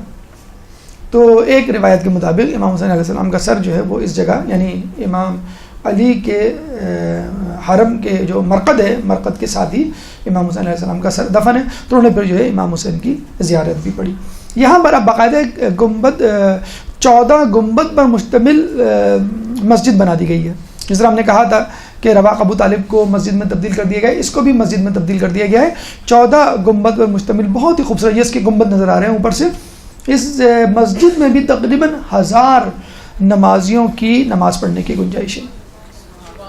اچھا, آدمی زیارات کر کے کیا کرے گا؟ صحن میں بیٹھ جائے گا, کیونکہ اندر تو ہجوم ہوتا ہے, زری کے آس پاس رواق میں بھی ہجوم ہوتا ہے. صحن میں سستانے کے لیے بیٹھ جائے گا, لیٹے گا, ٹیک لگائے گا یا گپ شپ کرے گا. دیکھا جائے جہاں آپ بیٹھے ہوئے ہیں یہ خود عبرت کی جگہ ہے. آپ کو سن کے حیرت ہوگی کہ جہاں بھی آپ بیٹھے صحن میں نیچے کسی نہ کسی کی قبر ہوگی. تو ڈرنے کی بات نہیں ہے. کہتے ہیں کہ جو لوگ یہاں آتے تھے وہ یہ خواہش ظاہر کرتے تھے کہ جب میں مر جاؤں تو مجھے مولا کے حرم کے پاس. جب پہلے یہ حرم پورا نہیں تھا, صرف مرقد تھی, اور مرقد کے آس پاس زیادہ سے زیادہ یہ جو گولڈن ایریا نظر آ رہا ہے رواق کا جو ہے وہ ہوا کرتی تھی. باقی صحن تو کھلا ہوتا تھا, یہ کسی کی پراپرٹی بھی نہیں تھی حکومت کی مثلا. تو لوگ یہاں دفن ہو جایا کرتے تھے. اچھا, یہ کب ڈسکلوز ہوا, دریافت ہوا؟ شہزادہ عبد الحمید 13ویں صدی میں. اس نے کہا بھائی کھدائی کرو, کھدائی کر کے ہم یہاں نئے ٹائلز لگائیں گے. شیخ بہائی کے زمانے میں جب انہوں نے کھدائی کی تو پتہ چلا کہ وہ مردے اور میتیں اور انسانی جسم اعضاء نکل رہے ہیں. وہ بڑے پریشان ہوئے. شیخ بہائی وہاں پہ آئے, انہوں نے انٹروین کیا اور انہوں نے کہا کہ نہیں بھائی اس کی کھدائی نہیں ہوگی, جس طرح آپ کو ٹائلیں بچھانی ہیں اس کے اوپر سے ہی آپ بچھا دیں. تو انہوں نے پھر وہ منع کر کے, اب ظاہر سی بات ہے کہ جو علماء جیسے علامہ ہلی ہیں یا شیخ توسی ہیں یا مقدس اردبیلی ہیں, تو بڑے بڑے علماء ہیں نا, محمد نراقی ہیں, محمد احمد نراقی ہیں, لیکن کچھ علماء ہیں بہت غیر معروف سے, تو ان کی بھی خبریں لیکن ان کے نام اب نہیں پتہ ہم کو. ان کے بارے میں کہا جاتا ہے وہ صحن کے اندر دفن ہے, یعنی جہاں پہ کارپیٹ بچھے ہوئے ہیں, جہاں پہ آپ نمازیں پڑھتے ہیں, جہاں پہ ذکر و اذکار کرتے ہیں, یہاں ویسے بیٹھے ہوئے ہوتے ہیں, اس کے نیچے قبروں کی تہوں کی تہیں لگی ہوئی ہیں. تو وہ بھی ایک عبرت کا مقام ہے کہ آپ عبرت حاصل کریں کہ کتنے لوگ ہیں جو یہاں پہ آئے, جنہوں نے کسب کیا اور مولا کے قدموں میں جو ہے وہ ہمیشہ کے لیے رہنے کے لیے وہ تیار ہو گئے. تو یہ صحن رواق, خود رواق کو بھی اگر آپ تھوڑا سا ڈسکلوز کریں, ایک تو ہم نے بتلایا تھا کہ یہاں پہ وہ نوادرات ہیں, باکسز ہیں, صندوق ہے. یہ جو سیدھا رواق ہے, آپ کو کسی کو یاد ہے یہاں پہ کیا تھا, کس کی مرقد تھی؟ چلے ٹیسٹ ہو جائے تھوڑا سا. علامہ ہلی, علامہ ہلی کی ہے. یہاں پہ اسد الدولہ کی قبر بھی ہے. لیکن چونکہ وہ ایک علمی فگر نہیں تھا، کوئی عالم نہیں تھا، بادشاہ تھا، پہلا صفوی بادشاہ، لیکن بہرحال اس کے بارے میں کہا جاتا ہے کہ یہ پہلا شخص تھا جس نے باقاعدہ مولا علی کے حرم کی تعمیر اور ترقی اس نہج میں شروع کی جس نہج بھی ہمارے سامنے اس وقت موجود ہے. نہیں پہلی مرتبہ یہ جو اسٹرکچر انفراسٹرکچر آپ کو بلڈنگ جو نظر آ رہی ہے یہ بیسیکلی اسدالدولہ کی دی ہوئی ہے. 11ویں صدی عیسوی کا ایران کا بہت بڑا بادشاہ، 200 سال تک اس نے حکومت کی ہے اور بہت زیادہ شیعہ مذہب تعلیمات مذہب کو پھیلانے میں اس کا کردار رہا ہے، خصوص طور پہ ایران. اور اس نے کئی کوششیں کی کتنی مرتبہ کہ عراق کی حکومت، عراق والے نجف کو مجھے دے دیں. اب بارڈر پہ تو ہے نہیں کہ آپ کہتے ہیں بھی نجف لے لو یا کشمیر کی طرح اس پہ قبضہ کر لیں. اس نے بڑی کوشش کی لیکن بہرحال وہ نہیں دیا گیا. لیکن اس نے اپنے طور پہ مثلا اس نے نہریں کھدوائیں، اس نے جو ہے وہ ہاسٹلز یا جسے کہتے ہیں شباشی یا رہنے کے لیے جو ہے وہ جگہیں بنائیں، حجرے بنوائے. تو اس کا بڑا رول ہے اسدالدولہ کا، جو پہلا نام لیا جاتا ہے موجودہ تعمیراتی بلڈنگ عمارت کے حوالے سے وہ اسدالدولہ کا. تو وہ خود جو ہے وہ یہاں پر دفن ہے. گھڑیال سب سے پرانا عراق میں کسی بھی بلڈنگ میں لگا ہوا سب سے پرانا گھڑیال ہے ناقوسی آواز کا، جس کی آواز پورے شہر، پورے نجف اشرف میں سنی جاتی ہے. اب غالباً اب وہ آواز ہم نے تو اس دفعہ نہیں سنی یا توجہ نہیں دی، لیکن کہتے ہیں کہ بہرحال یہ انڈر ریپیئر ہے. لیکن سب سے پرانا اور سب سے بڑا ناقوسی گھڑیال جو ہے وہ یہاں پہ لگا ہوا ہے، جس کی ٹائمنگ دیکھ کر آپ جو ہے وہ اندازہ لگا سکتے ہیں. مینارہ اذان جس کے بارے میں کہا جاتا ہے کہ اس پہ لگی سونے کی اینٹیں تقریباً 4000 کی تعداد میں ہیں، یہ نادر شاہ نے لگوائی تھی. یہ آپ کا تغرا ہے یا کنگرا جسے کہتے ہیں کہ جہاں پہ مؤذن کھڑے ہو کے اذان دیتا ہے. گنبد مطہر، گنبد مطہر جو کہ باہر سے زیادہ نظر آتا ہے، یعنی حرم سے جتنا دور ہوں گے اتنا ہی اس کی خوبصورتی میں اضافہ ہوگا. حرم سے جیسے قریب ہوتا چلے آئیں گے تو حرم میں اور چیزیں آپ کو نظر آتی چلی آئیں گی. لیکن جب آپ نے جن لوگوں نے زیارت کی ہے وہ اپنا ایکسپیرینس بتائیں گے کہ جب پہلی مرتبہ گنبد میں نظر پڑتی ہے تو آدمی کے حواس جو ہے وہ اپنے قابو میں نہیں رہتے، آنکھوں سے جو ہے وہ آنسو چھلک پڑتی ہے. جیسے بیت اللہ پہ نظر پڑتی ہے، جیسے گولڈن ڈوم، سنہری گنبد، مطلب جو مسلمان نہیں ہے وہ اس کے سنہری پن یا سونے پہ فریفتہ ہو جاتا ہے، لیکن جو مسلمان ہے، اہل بیت کا ماننے والا ہے، مولا کی معرفت رکھتا ہے، وہ تو گنبد دیکھ کے یقین کریں اس پہ غش کسی کیفیت طاری ہو جاتی ہے. اور یہ صرف ہمارا معاملہ نہیں ہے، یہ اور لوگ جو جہاں جن لوگوں نے یہاں پہ زیارات کی وہ ان کے اپنے پرسنل ایکسپیرینس ہیں جو ابھی ہم آپ کو بتائیں گے. گنبد مطہر کے حوالے سے یاد رکھیں کہ اس گنبد مطہر میں اس طرح کی 12 کھڑکیاں ہیں، لیکن 2 کھڑکیاں قابل توجہ ہیں، ایک مشرق کی کھڑکی اور ایک مغربی کھڑکی. مشرقی کھڑکی پہ بیٹھ کر اگر آپ کو موقع مل جائے وہاں آپ اندر دیکھیں تو بالکل اپوزٹ میں آپ کو کون سی کھڑکی نظر آئے گی؟ مغربی کھڑکی. تو جب سورج غروب ہوتا ہے تو اس مغربی کھڑکی میں سورج غروب ہوتے ہوئے سورج کی پوری ٹکیا گلابی یا یلو وہ ٹکیا پوری نظر آ رہی ہوتی، پوری ٹکیا. اسی طرح مغربی کھڑکی پہ آپ کھڑے ہو جائیں صبح کے وقت تو مغربی کھڑکی سے آپ کو کون سی کھڑکی نظر آئے گی؟ مشرقی کھڑکی. تو صبح طلوع آفتاب کے وقت اس پہ جب سورج کی کرنیں پڑتی ہیں تو چکا چوند آنکھوں کو خیرہ کرنے والی روشنی آپ کی آنکھوں میں پڑتی ہے. تو یہ دونوں منظر اگر کوئی مطلب یہ استطاعت رکھے یا کسی طرح پہنچ جائے، بڑا مشکل ہوتا ہے اوپر جانا، باقاعدہ ایک پرمیشن ہوتی ہے جو لینی پڑتی ہے اور کافی رسکی کام بھی ہے. تو یہ دونوں کھڑکیاں اپنا حسن رکھتی ہیں. گنبد کے حوالے سے جو پہلا گنبد بنایا گیا تھا اس کے بارے میں کہا جاتا ہے یہ سرخ رنگ کا تھا اور یہ بنایا تھا آپ کے ہارون رشید نے، جس نے یہ قبر دریافت کی تھی. جو شکار کے لیے نکلا تو پتہ چلا کہ یہ مرقد مطہر امام علی ہے، تو اس نے سرخ گنبد، پہلا گنبد جو بنایا، یہ والا نہیں جو اس وقت نظر آ رہا ہے، بلکہ سرخ گنبد، سرخ اینٹوں سے اس نے بنایا تھا، اسٹیل سے یا سونے سے یا کسی اور چیز سے نہیں، سرخ اینٹوں سے. اس کے بعد جیسے ابھی آپ نے آپ کو بتایا کہ شاہ صفوی اسدالدولہ 11ویں صدی میں اس نے پہلی مرتبہ یہ جو گنبد آپ کو نظر آ رہا ہے مائنس گولڈ کو ہٹا دیں آپ، یہ گنبد، یہ بلڈنگ جو ہے یہ شاہ صفوی اسدالدولہ شاہ صفوی اول نے بنائی تھی. شاہ صفوی اول کے بارے میں کہا جاتا ہے اس نے نہ صرف حرم بلکہ خود پورے نجف اشرف میں بہت زیادہ زراعت کا کام کیا ہے. فرات سے پوری نہر نکال کے نجف کو سیراب کیا، یہاں پہ پانی کی سپلائی، کھانے کی سپلائی، لوگوں کی صحت و صفائی کے حوالے سے تمام اس نے جو کوئی دقیقہ فروغ گزاشت نہیں کیا. اس کے بارے میں کہا جاتا ہے کہ جب اس کا انتقال ہوا تو اس نے باقاعدہ ایک وصیت کی کہ مجھے جو ہے جس طرح بھی آپ نے بتلایا تھا کہ وہ جو رواق ہے ایوان الذہب ہے اس کے سیدھے طرف جو ہے یہ دفن ہے, اس نے کہا تھا کہ مجھے وہاں دفنا دینا اور میرے گلے میں سنہری زنجیر چاندی کی ڈال دینا, اور یہ آیت اور اس کے کہنا میرے منہ پہ ایک پرچہ رکھ دینا, اور پرچے پہ کون سی آیت تھی جو نے آپ کی لکھی ہے, وَكَلْبُهُمْ بَاسِطٌ ذِرَاعَيْهِ بِالْوَسِيدِ, اور ان کا کتا غار کے دہانے پر پاؤں پھیلائے بیٹھا ہوا ہے. یہ آیت اس زمانے کے سب سے مشہور بادشاہ نے کہ میں آپ کے سامنے اصحاب کہف کے کتے کی طرح ہوں کہ خدا را مجھے آپ اپنے ساتھ جنت میں لے جائیے. اس کے بعد جو تیسرا نام ہمیں ملتا ہے وہ نادر شاہ کا. یہ گیا انڈیا سے واپس آیا, لوگوں سے نجف اشرف اور مرقد مطہر امام علی کے بارے میں سنا تو بہت متاثر ہوا. اس نے کہا کہ بھائی کنسٹرکشن کرو اور بہترین کرو, جتنا پیسہ خرچ ہوگا. اس کی بیوی نے بھی خوب پیسہ لٹایا, تو اس نے سونے کی اینٹیں لگوائیں. جو گنبد آپ کو نظر آ رہا ہے اس میں 7,777 اینٹیں لگی ہوئی ہیں. گیو می ون, جیسے کہ اس آدمی نے کہا تھا نا کہ مولا مجھے اس میں سے ایک دے دیں, اور مل بھی گئی تھی اس کو. 7,777 اینٹیں سونے کی یہ نادر شاہ نے لگوائی تھی, اور مینار پہ جو ہے اس میں بھی 4,000 اینٹیں اسی نے لگوائی تھی.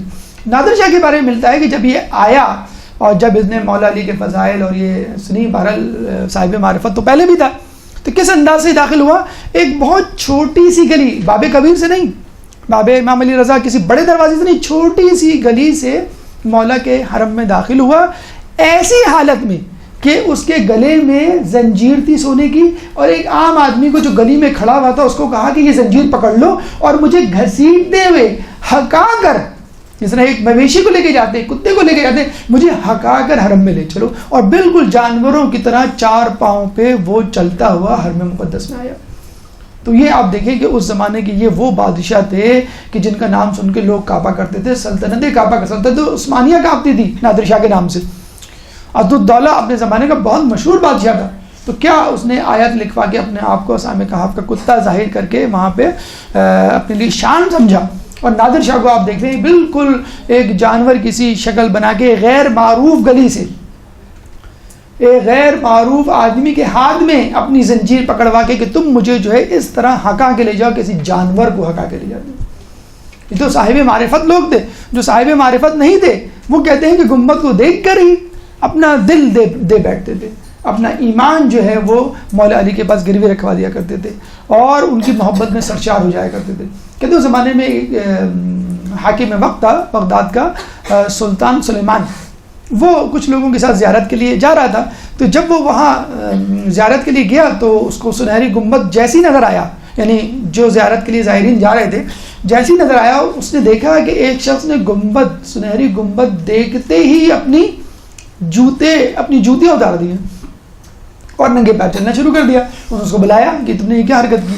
کہنے لگے میں نے اس گنبد کے احترام میں یہ حرکت کی, اس شخصیت کے احترام میں جو یہاں پر موجود ہے. تو اس نے کہا اللہم صلی اللہ,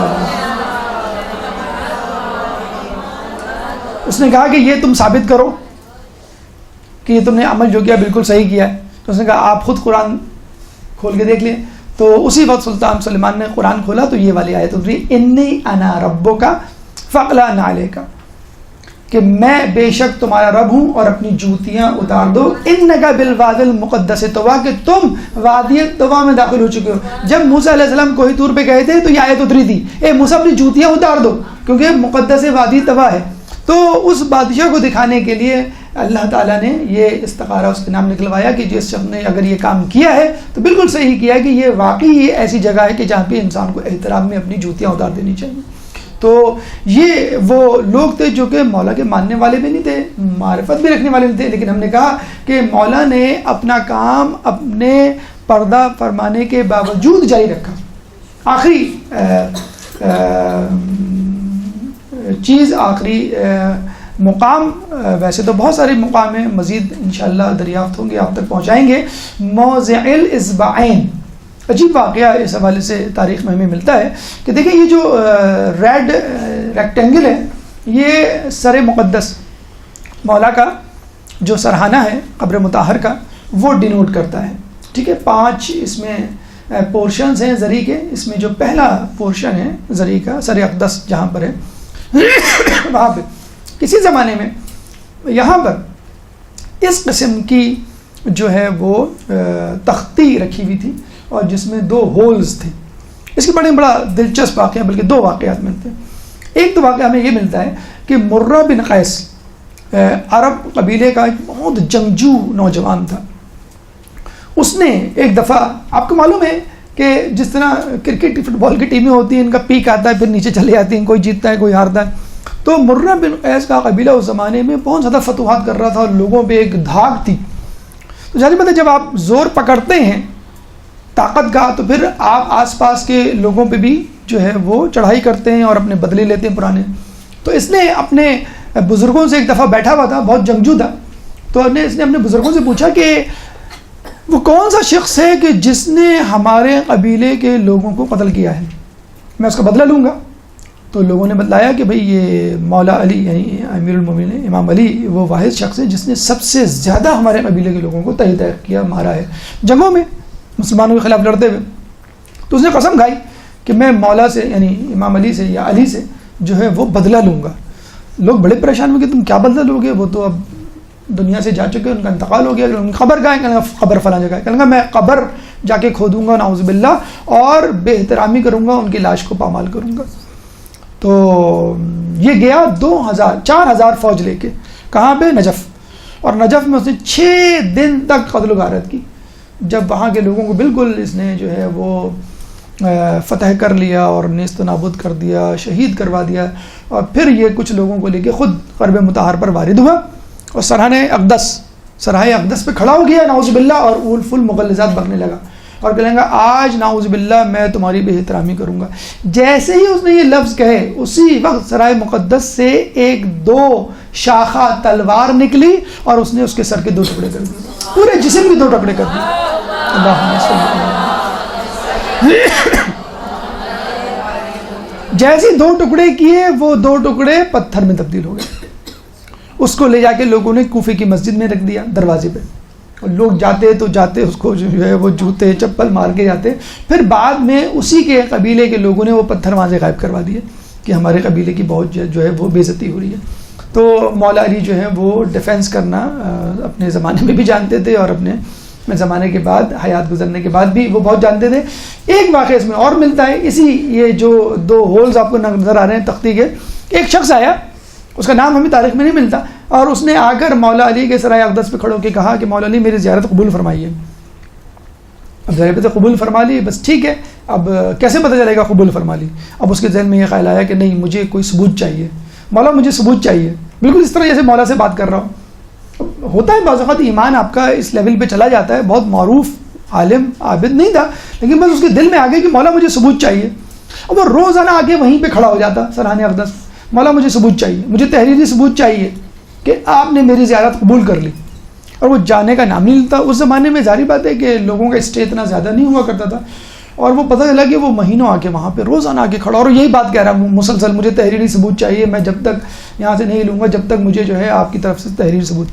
بالآخر ایک دن اسی جگہ سے جہاں سے تلوار نکلی تھی 2 انگلیاں نکلی, ایک رقعہ نکلا اور اس کے ہاتھ میں وہ رقعہ تھمایا گیا. اس نے رقعہ پڑھا کہ ہاں ہم نے تمہاری زیارت قبول کر لی.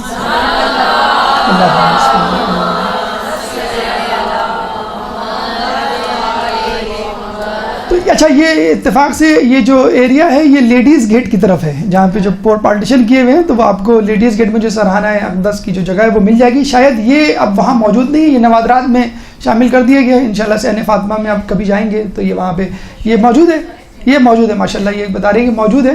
تو لیڈیز اگر جائیں تو خصوصی طور پہ وہ اس کا مشاہدہ کر سکتے ہیں.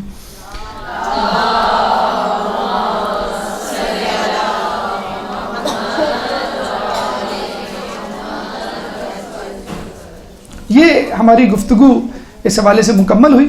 اللہ تعالیٰ سے دعا ہے کہ ہم تمام لوگوں کو حرم امیر المومنین کی زیارت کرنے کی توفیق عطا فرما. اگلی دفعہ انشاءاللہ جو ہے حرم میں موجود مدفون علماء کے حوالے سے گفتگو ہوگی, اس کے بعد ہم جو ہے حرم سے باہر قدم رکھیں گے. اللہ تعالیٰ سے دعا ہے کہ تمام لوگوں کو عراق, ایران اور دیگر مقامات مقدسہ کی زیارت کرنے کی توفیق عطا فرما. ہمیں اہل بیت کے نقش قدم پر چلنے کی توفیق عطا فرما. ہمیں قیامت میں ان کی شفاعت سے بہرمند فرما، امام کے ظہور میں تعجیل فرما، اور ہمیں ان کے انصار اعوان میں شامل فرما۔ ربنا تقبل منا انک انت السمیع العلیم وتب علینا انک انت التواب الرحیم برحمتک یا ارحم الراحمین۔ برحمتك يا أرحم الراحمين، وصلى الله على محمد وآله